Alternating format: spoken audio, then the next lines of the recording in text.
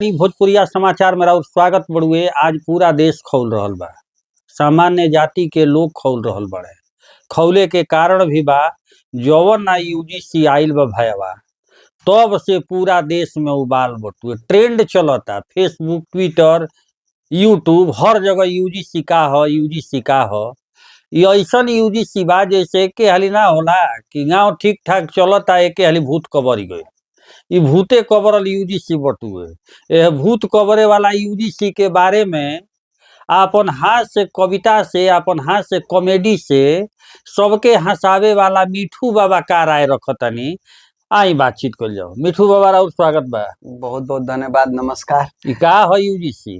देखी, यूजीसी नया नहीं आइली, पहले से रहत है। हाँ खाली में फेर बदल का हो गइल बा हाँ कि 2012 में जौन एकरा में नियम रहे कि जैसे लोग कहत रहलन कि भेदभाव होता यूनिवर्सिटी में, कॉलेज में, तो जैसे एससी एसटी बा, जे भी जौन निचला उचला स्तर का हाल है, हिसाब से हम कहतनी बैकवर्ड फॉरवर्ड में कि अगर बैकवर्ड पर कोनो तरह के भेदभाव के होता, ओकरा पर कौन तरीका प्रताड़ित कइल जाता कहीं कॉलेज यूनिवर्सिटी में, उ कंप्लेन करे कर खातिर एगो अलग से गठन भई रहे कर हर कॉलेज यूनिवर्सिटी में अपन देख रेख करत रही। तो अगर कंप्लेन कर दलस बैकवर्ड जाकर फॉरवर्ड के खिलाफ में कि हमारा के एथी सतैले हैं, हमारा के बारे में अब्यूज कइले हैं, गलत शब्द बोलले हैं, तो ओकरा पर कार्रवाई हुई। लेकिन उ कार्रवाई होके से पहले इहो चेक हुई कि जोन बात कहतने जेकरा पे इल्जाम लगावो तने ई सही बाने कि ना। अच्छा, ई करो जांच हुई ओ घड़ी जांच हुई। अगर तहार आरोप गलत बा, जैसे कि मान ली रउरा हमरा कहनी कि मिठू बाबा हमारा कालर धके मरले, आ एकर जांच हुई। अच्छा, अगर जांच हुई या मिठू बाबा इनकर कालर धके मरले बाने, तो मिठू बाबा पे कार्रवाई हुई। आ जांच इहो हुई कि धइले बाने कि ना। अगर मिठू बाबा कालर नइखन धइले आ चंद्रशेखर सिंह के मन में बा कि इंगरा के फंसावे के बा, तो चंद्रशेखर सिंह पर कार्रवाई हुई। ई रहल है पहले 12 में। हाँ देखिए दर्शक लोग, बड़ा अंदर के बात ई केहू ना बतावत होई, लपर झपर सब बतावत होई। अब का हो गइल बा कि अब सीधे कह दिए चंद्रशेखर सिंह कि मिठू बाबा कालर धके मरले हैं, तो अब कोनो जांच ना। चलो मिठू बाबा भीतर कार्रवाई तारा पे चालू। चंद्रशेखर सिंह ना एससी एसटी हमाने उहे मैं एगो बात कहतनी, समझावतनी हमरा में। हां कि बैकवर्ड फॉरवर्ड कि बैकवर्ड कह देले कि फॉरवर्ड हमरा के प्रताड़ित कइले हैं, हमरा के परेशान कइले हैं, मरले हैं, गाली देले हैं, तो एकर जांच ना हुई। अब सीधे उनका पर कार्रवाई हुई। तो ई कहां तक सही बा? हम माना तनी कि ठीक बा, आप एक नियम पहले रखे थे कि इस पे जांच होगा, वो अच्छा चीज था कि भाई दोनों पक्ष से जांच हो ना। अच्छा, लोग कहेले जैसे कि हम एगो वीडियो भी बनौले रही कि कहता ना कि हमरा के हई कोइल गइल बा, हउ कोइल गइल बा। त आज ईडब्ल्यूएस पर लोग हमरा से सवाल पूछता हमारे चैनल पर कमेंट करके कि ईडब्ल्यूएस का विरोध आप क्यों नहीं कर रहे। अच्छा, एगो बात बताई हमरा के, जितना ईडब्ल्यूएस में जितना परसेंटेज मिलता हमरा, हमरा के दे दियो तना जिससे बैकवर्ड फॉरवर्ड फॉरवर्ड के जो मिलता, आ ईडब्ल्यूएस इतना ही फॉरवर्ड बैकवर्ड के दे तो पास हो जाई ना। हो ऐसे ना हो जाए कैसे गरौड़ा की है ढेर चाहिए, हमने का 10% के लाभ मिलता। एगो और बात बा, अगर और बाबूजी प्रोफेसर बनी, बड़ा पद पर बनी, जनरल कास्ट से आवत तो रउरा के ईडब्ल्यूएस लागू ना हुई। अब चाहे रउरा चिराग पासवान होखी, आ चाहे गांव के झगड़ू पासवान होखी, उ जौन आरक्षण मिलता वो चिरागे पासवान के मिलता, झगड़ू पासवान के मिलता। जबकि चिराग पासवान सुखी संपन्न बने। सही बात है। तो ईडब्ल्यूएस नहीं खे ना, वैसे तो हम काहे ईडब्ल्यूएस के विरोध करी? जे कमजोर सामान्य वर्ग में जे भी कमजोर बा ओकरा खातिर बा। तो एकरे पर नियम आइल बा, जितना स्वर्ण जाति के लोग बने, अब नियम का आइल बा। अब उहे नियम बाटे कि भाई बैकवर्ड अगर कह दलस कि फॉरवर्ड हमरा के प्रताड़ित कइले हां, तो अब जांच पड़ताल ना होई, अब कार्रवाई हुई सीधा कार्रवाई। हां, कार्रवाई हुई। तो ई बताई कि पक्ष विपक्ष कुल नेता के मुंह में लागत है दही जाम गिल बा। दही जामी नु काहे ना जामी? सबसे बड़ा बात बा कि भाई अब बैकवर्ड चाहत ना कि उ बिल बिल बने कि ना भाई ई ठीक आइल बा। आ भाई जौन फॉरवर्ड बारे चाहत ना कि ना भाई तू जांच कर भाई, आए दिन केहू केहू पे उठा के कुछ कह दी। तो ई फॉरवर्डो के नेता तो कुल मुंह बंद कइले बने। तो मुंह बंद ना करी है, मुंहे से बंद करी है नो कि गोदी में झूलत है सरकार के ना। गोदी में झूले के मन ना हुई तो विरोध करी है, उतार के फेंक दिहल जाई। तो उनकर अच्छा एगो बात बताई, रुबा कहते नु कि नेता चुप बाने, उ काहे खाती बोलस? अच्छा मान ली गिरिराज सिंह कही स्वर्ण के नेता बानी वहां के, पवन सिंह भोजपुरिया सिंगर स्वर्ण बानी, मनोज तिवारी बानी, और भी बहुत सारा लोग बने, राजनाथ सिंह जी बानी, बहुत सारा बड़ा बड़ा चीज बने, रवि किशन भी हाँ, बानी। ब्राह्मण से बने। अब एगो बात बताई हमरा के कि रोबरा उम्मीद करतनी कि राजनाथ सिंह के लड़का चौगाई हाई स्कूल में पढ़ाई करी, चाहे बक्सर महर्षि विश्वामित्र में पढ़ाई करी, हाँ कुल लंदन पढ़े वाला हो सब। अब जेकर लइका फोइका लंदन पढ़ता तो हेजा नियम बनता तो ओकरा का फर्क पड़ता? फर्क तो रौरा हमारा नहीं पड़ता। आई विरोध सबके करे के चाहिए, कैसे कि मान के चली जिसे रोबा घरी का करनी फोन पे हम तो पढ़ के निकल गइल बानी, ना विरोध कर बता तारा नुकसान बा। तो बड़ा नेता ऐसे चुप बाने कि उनका कोनो मतलब है नहीं कि उनकर लइका फोइका जा होई नहीं पढ़ते नहीं, उ बाना विदेश में पढ़त ना के करे, जे जनरल क्लास जे मिडिल क्लास के लोग बने हुए थे, तो दिक्कत हुई, लोगन के अंदर डर के माहौल हो जी ना भैया, कर नुकसान बा। तो यही पर जितना स्वर जाति के लोग बने विरोध करते हैं, हम भी अपने चैनल के माध्यम से हम कहने के देखिए आप यूजीसी का जो नियम था आपका वो सब रखिए, कोई दिक्कत नहीं, जांच करिए, जांच होना चाहिए। अभी हम जाई मुराद थाना में कह दी कि चंद्रशेखर भी हमरा के अपना घरे बोलवले इंटरव्यू खाती, हमरा पर 2-4 झप मरले हैं, तब मुराद थाना पहले चेक नु करी कि बात सही बा कि ना, चंद्रशेखर सिंह के बुला के पूछी का हो मरला ह, सच्चाई बा, ई चीज होके चाहिए। नहीं तो जाए कहीं हुआ के अरेस्ट करके ले जाओ, तरुरा का लगी के मर्द गजब आदमी है, उजा कह दिया अरेस्ट कर लिया हमको, यह नियम होता है। हाँ, तो इहे ना होके के चाहिए। तो ई मने बताई एकरा में ना एससी एसटी के लोग के कोनो पता रहे कि यूजीसी का होला। भारत के हमरा तो नहीं के कि 90% आजादी आबादी के ई पता होई तो होई, एकरा पहिले जब से ई खौलल बा ओकरा पहिले यूजीसी का रहे। अच्छा देखियो आई के हाली यूजीसी माने सीधा सीधा ये ना बतुए कि राजनीतिक लाभ लेवे खातिर आवे वाला समय में चुनाव बा, जेकरा के देखत केंद्रीय मंत्रालय जो बटो ऐसा कुछ फैसला उठपटांग ले लेता 70% के खुश करे खातिर। अच्छा ये बताई सब कहता हिंदुत्व को आगा करो, हिंदुत्व को आगे करो, ये बताई कि फॉरवर्ड हिंदू ना हमें बताई। अभी लगल कुछ दिन पहले हिंदू ना हमें, अभी कुछ दिन काहे बांटल जाता दू भाग? अभी कुछ दिन पहले ही ट्रेंड चल रहे बटोगे तो कटोगे। हाँ देखी जोगी जी जाके कहत गेले कुल आ जीतत गेले बटोगे तो कटोगे। अब एजा का होता है, ये तो लड़ गइल बाने। केहू कहता कि हम हई तारीख के भारत बंद करम, तो बैकवर्ड कहता कि हई तारीख के बंद करब, फॉरवर्ड कहता हई तारीख के बंद करब। अब खेल रहल बाने, बैकवर्ड फॉरवर्ड हो रहल बा। तो हिंदू मुसलमान के लड़ाई बाद में बा, पहले बैकवर्ड फॉरवर्ड के तू इकट्ठा कर ल, अब वो इकट्ठा नहीं। तो लड़ाई वाला काम ही है तबे न करता रसन, दोसर के करता है? दोसर के करेला, नेते करेला, दूसरा कहाँ फुर्सत। अच्छा एक बात बताई, आज से पहले माने आज से जब से यूजीसी के नया नियम के हाला भइल बा, ओकरा 4 दिन पहले से बताई कि कौन जोन बैकवर्ड समाज के लोग रहले हैं कह के हाँ I support UGC, I support UGC, केहू ना लिखत रहे, केहू ना। अब तारा जाग गइल सपोर्ट यूजीसी के कैसे।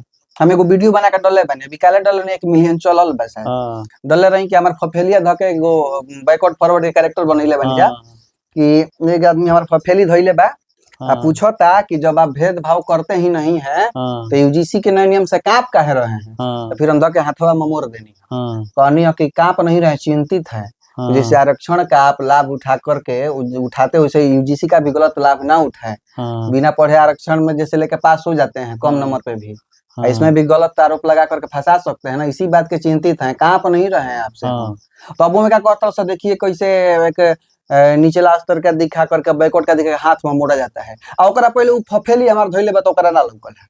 हां ओ कॉमेडी में, हां कॉमेडी में हमार फफेली धइले बा उ ना लौकल है ओकरा, लेकिन ओकरा ई लौकल है कि मिठू बाबा हाथ में मोड़ देले एगो बैकवर्ड के। हम बैकवर्ड के ना उ कैरेक्टर के हाथ में मोड़नी, आप समझाओ नहीं है।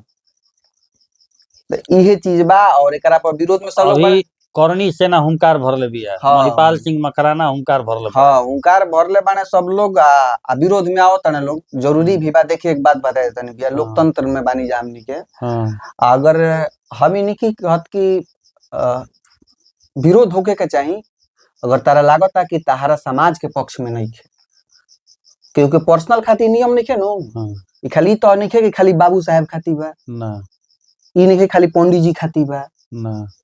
अब कहत एगो और हमरा एगो किस्सा नहीं है बुझात, कहत है कि हमनी के बहुत कमजोर बानी कुछ लोग, हम समस्त बैकवर्ड समाज के जे भी एससी एसटी बाम केहू के नहीं कहत, हम ये हाईलाइट कर देतनी कैसे कि लोग काट काट के चलावे लागेला उल्टा सीधा चीज। हम सबके में नहीं लपेटत, लेकिन जोन कुछ तुच्छ मानसिकता के लोग बाने, जेकरा बुद्धि के माने कि भेटे नहीं के जे शिक्षित नहीं के, हम उनकरा खातिर कहतनी कहतने कि आज के समय में हमनी के दबावल जाता है।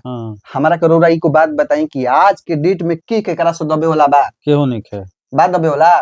अगर तारा के दबावल जाता, अगर तारा के ब्राह्मण दबावता, तारा के क्षत्रिय दबावता, तो तू दबावल जाता तब तू बीएचयू के दीवार पर लिख देता कि ब्राह्मण तेरी कब्र खुदेगी बीएचयू में, और तू ब्राह्मणे के स्थापित कइल में पढ़ रहल बा, और ओकरे दीवार पर लिखता कि ब्राह्मण तेरी कब्र खुदेगी, और फिर कहता कि हम शोषितो बानी, शोषितो बाड़ा कब्रो खोदता हमारा बुझाता नहीं कि तू कौन शोषित बाड़ा। फिर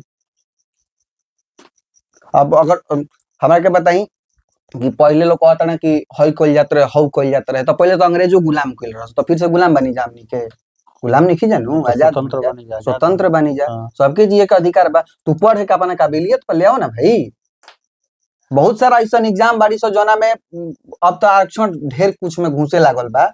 हम कुछ दिन पहले -40 वाला नीट वाला भी आई रहला मुद्दा, ओकरा पर हम वीडियो बनौले रहनी कि गई रहनी कह दिला से डॉक्टर की जैसे कि -40 नंबर ला के पास बन के डॉक्टर बन गई, जोना के मिलल बा भरपूर आरक्षण। गईने कहनी कि पेट दुखा त कहता है अल्ट्रासाउंड करावो, अल्ट्रासाउंड करी तो कहता है तारा में पथरी बा, तो कहनी कि दवाई चलावो, तो दवाई चलेला त फिर दर्द करला त गईने तो कहता फिर अल्ट्रासाउंड कराओ, फिर अल्ट्रासाउंड करेनी तो कहता तारे किडनी गायब हो गई, त का होता हमारा में पथरी रहबे ना कोई रही, ऐसन बुर्बक बा के अल्ट्रासाउंड एक्सरे बुझाते नहीं, किडनी गायब हो गई, इतना दवाई खिया दलस बिना पथरिए के। तो हमारी बा कि इस समस्त जितना समाज बनू सबके नुकसान बा, और ओरा चाहता नहीं कि हम खूब आरक्षण दे दी कि डॉक्टर बन जा। अरे डॉक्टर आप काबिलियत पे बनी, आप पे जिम्मेदारी है भाई, आप किसी का इलाज कर रहे हैं, डॉक्टर का भगवान के रूप कहल जाला, और तू उल्टा सीधा दवाई चलावे लगा। बड़ नेता तबियत खराब होता तो बढ़िया डॉक्टर तो भेंट होता, सीधे विदेश भाग गया सब, कपार दुखाता तो घरे डॉक्टर आवता, एम्स उससे उठ के चले आवता घरे, रोरा जाई भी एम्स में तेरा नंबर ना मिली, और सांसद मंत्री के पैर भी हुई तो नंबर लाग सकता ना, तो रोजाई ना करा ली, आम आदमी जितना लोग बने करा ली हैं बस जोगाड़ के जल्दी ना करा पाई, बता बेडे ना मिली, बेडे ना मिली। आईजीएमएस का मैं अपन हम हालिया हाल बताओ तनी, हम गइल ना रहनी बेड की स्थिति कितना मारा मारी बा। हमरो संपर्क रहला बहुत लोगों से, हम चाहत रहनी कि हमारे माता जी के तबियत खराब होला कि हम भी पैर भी लगा के में बेड सुंदर दीवा के इलाज करें, लेकिन हमारा में बात कि हम अननेसेसरी काम नहीं, हम लाइन में खड़ा होकर अपना काम करा लेंगे, काम कराने, लेकिन उनसे स्थिति हम देखो नहीं कहीं कि बहुत वाह क्या बात है। अगर हमरा के विधायक सांसद कभी फोन करवा दिनू तो मत दौड़ कहीं हमरा भी। तो नेता रौरा काहे चुप बा लोग, एफो इहे नु का नाम बा कि ये लोग के मतलब नहीं खे से, वो लोग के लइका विदेश पढ़त ना सब, आ नहीं खो से पढ़त विदेश, तो भाई इजो पढ़त ना से, तो उन्हीं के माई के सुविधा में निकल से पढ़ते भी है, कॉलेज यूनिवर्सिटी घर ही बा उन्हीं खातिर, ना हियो पढ़ी है तो का फर्क पड़ता है। बाबूजी हजारों करोड़ स्विस बैंक से लेके इंडिया के बैंक में धइले बाने हैं, उमे से 200-400 करोड़ खर्चा करी तो काम हो जाई ऊपर। अब अमित शाह जी के बेटा जी बानी नु बीसीसीआई के अध्यक्ष बन गई नु, वहां के बन गई नी। अब अभी बताएं कि अगर वो अमित शाह जी के बेटा ना रहते तो बीसीसीआई के अध्यक्ष रहते हैं ना रहते हैं, वैसे बीसीसीआई के अध्यक्ष बने कि वो अमित शाह के बेटा है ला तेजस्वी यादव बने, आज भोकाल बनल बन तेजस्वी ये से बनल बा कि लालू यादव के बेटा है, डोंगरा में जीरो क्वालिटी बाकी आप संभाल लीजिएगा बिहार को। हम देखिए, हम उसे पक्षपात करके नहीं, हम सच्चाई बता रहे हैं, आप में क्वालिटी बिल्ड करना पड़ेगा पहले। लालू जी में वो क्वालिटी था, लेकिन सम्राटो चौधरी के तो लोग कहते कि नौवा पास में के फेल हमें आरोप लगे बड़ा प्रशांत की भाई आरोप लगैले बानी, ओकर भाई जांच होता जितना भी सच्चाई बा, लेकिन उनकर तो फैमिली बैकग्राउंड हुए रहला। श्री शकुनी चौधरी जी, शकुनी चौधरी जी वहां के मुहे फैमिली बैकग्राउंड रहला। तेज प्रताप यादव, तेज प्रताप क्यों? क्योंकि लालू यादव के बेटा है, ये सच्चाई है, नहीं तो ऐसा नहीं है कि हमारा में उनका से कम क्वालिटी है। अच्छा लागत है कि यूजीसी वापस होई विरोध तो देखिए एक बात बता देते हैं, कभी भी लोकतंत्र में है तो चीज बा कि अगर आप बढ़िया से संविधान के जो नियम कानून बा और हमनी के जोन भी नियम कानून बा देश के के फॉलो करते हुए भी आप विरोध करिए और आवाज उठाइएगा तो जरूर बदलाव होगा। आवाज उठा रहे तबे अंग्रेज छोड़ के भाग रहे, तू तो देशे के हवा, तो उधर तो गरमो दल रहा है, नरमो दल रहे, लेकिन रउआ बहुत बढ़िया से जानत नहीं कि कौना आवाज उठैला पर का उना के ज्यादा बेनिफिट मिला रहा गरम के है। क्या चाहते नहीं क्या- देश खोल जाओ। देश खोले नहीं, हम ये नहीं चाहते कि देश खोल जाए, हम चाहते हैं कि आवाज उठाइए हाँ। एक संवैधानिक तरीका से, एक हाँ। आप अपना आवाज रखे, सबका रखने का अधिकार है, मुझे भी आपको। अंतिम रोराले प्रश्न बताइए कि ये सिरौरा नगर में सही बा कि गलत बा, का होके के ना चाहिए? देखी हम रोज सा बात बताओ तो नहीं, पहले जो 2012 में रहे वो सही रहे, जो आज में भइल बा कि नहीं भाई अब जांच तो नहीं होगा, हाँ अब इस तरह का काम होगा तो भाई हम उसका सपोर्ट नहीं करते, आजीवन नहीं करेंगे। चलिए हाँ। मिल और एक लेनी। और चीज हम लास्ट में बता दे रहे हैं हाँ। जाते जाते, हम इसलिए नहीं कह रहे हैं कि हम ब्राह्मण हैं, हाँ। हम इसलिए कह रहे हैं कि इस देश के नागरिक हैं और इंसानियत के नाते कह रहे हैं। हाँ। वो किसी भी जाति का व्यक्ति हो, उस पर झूठा आरोप लगा करके आप फंसा सकते हैं, इस बात का मुझे डर है, इसलिए नहीं कि मैं ब्राह्मण हूँ इसलिए, आप मैं स्वर्ण हूँ इसलिए इसका सपोर्ट कर रहा हूँ, इसलिए कि इंसानियत के नाते। चलिए मिल लेनी मिठू बाबा से, बाकी रोरा का लगा था कमेंट बॉक्स में बताई।